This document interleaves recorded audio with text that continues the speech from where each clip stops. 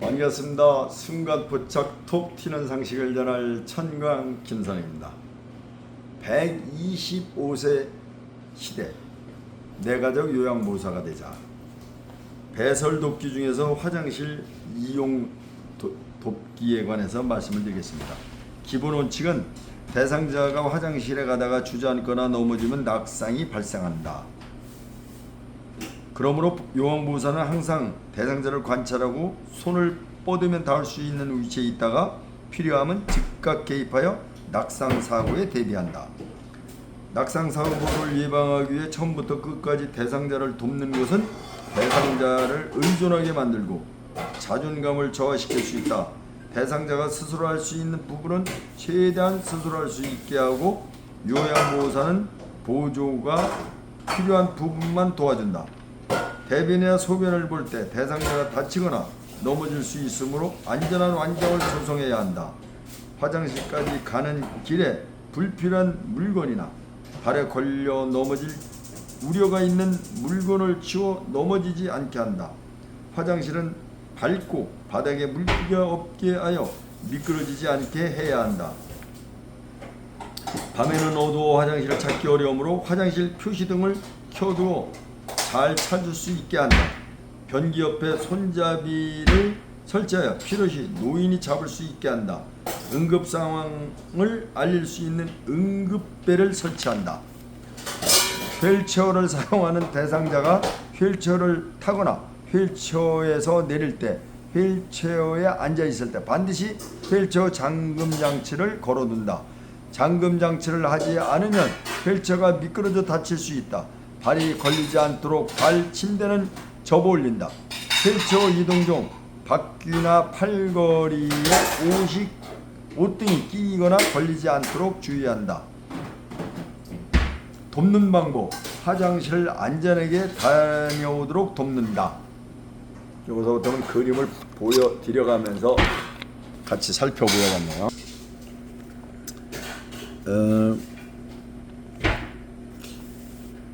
침상에 가까이 휠체어를 놓는다. 편마비 대상자의 경우 건강한 쪽에 휠체어를 두고 침대 난간에 빈틈없이 붙이거나 30 내지 45도 비스듬히 붙인다.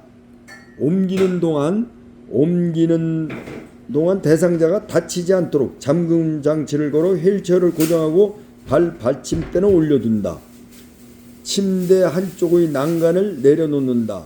마비가 없는 대상자는 침대 가장자리에 걸터 앉힌다. 마비가 있는 대상자는 대상자의 두 팔이 안전하도록 모아준다. 두 발도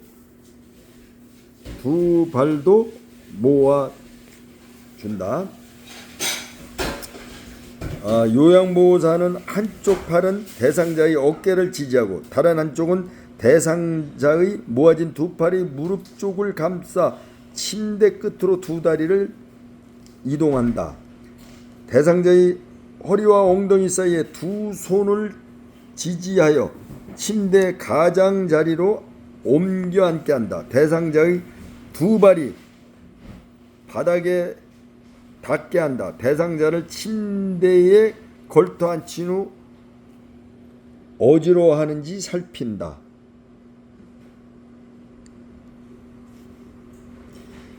꼬가라 두기는 대상자가 갑자기 침대에서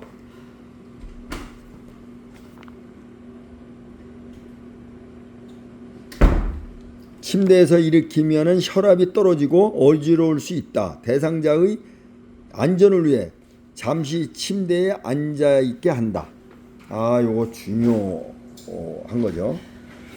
요양보호사는 대상자에게 건강한 손으로 휠체어의 팔걸이를 잡게 한다. 요양보호사는 무릎을 대상자의 다리 사이에 충분히 넣고 지지면을 확보한다. 양팔로 대상자의 겨드랑이 밑으로 등 뒤를 감싸 안아 반동을 이용하여 대상자를 세운다.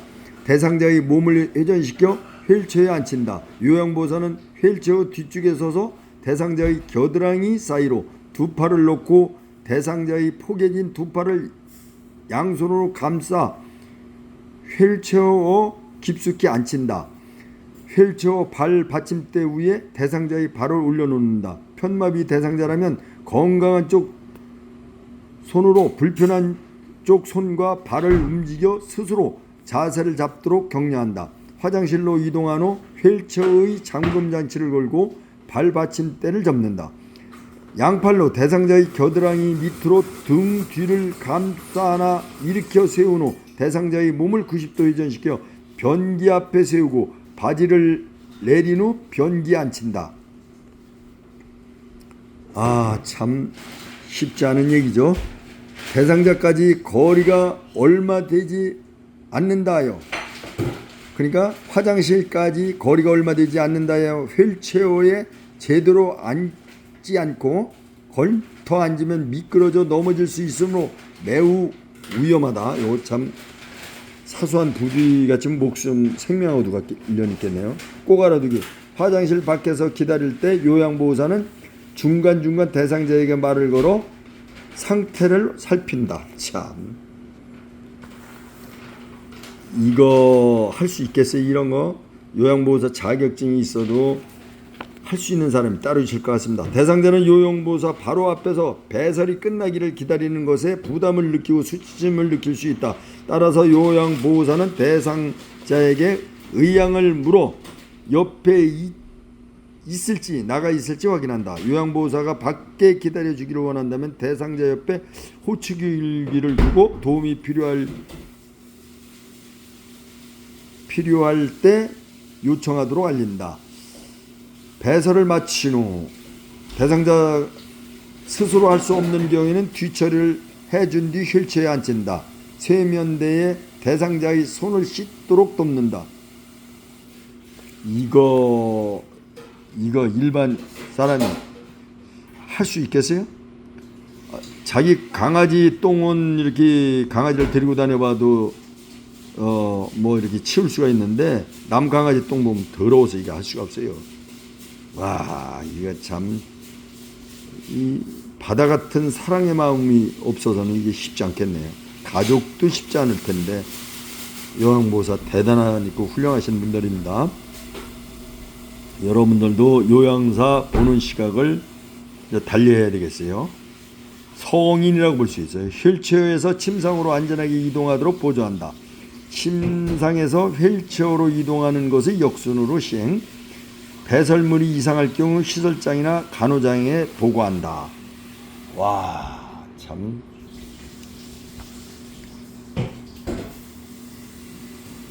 과연 이렇게 할 수 있는 사람이 몇이나 될까요?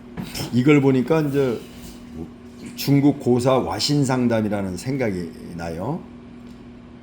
오나라하고 중국에 이제 월나라가 있었는데 이제 그 서로 다 상당히 친하게 잘 지내다가 이제 어떤 사이로 월나라 이제 구천이라는 사람이 이제 오나라를 쳐들어가서 오나라 임금을 죽였어요. 그러니까 이제 오나라에서 이제 그 아들이 이제 왕을 계승했어요.